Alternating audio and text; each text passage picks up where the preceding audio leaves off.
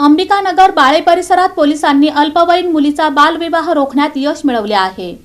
मिळालेल्या माहितीनुसार तात्काळ कारवाई करत बाल कल्याण समितीकडे मुलीला सुपूर्द करण्यात आले आहे।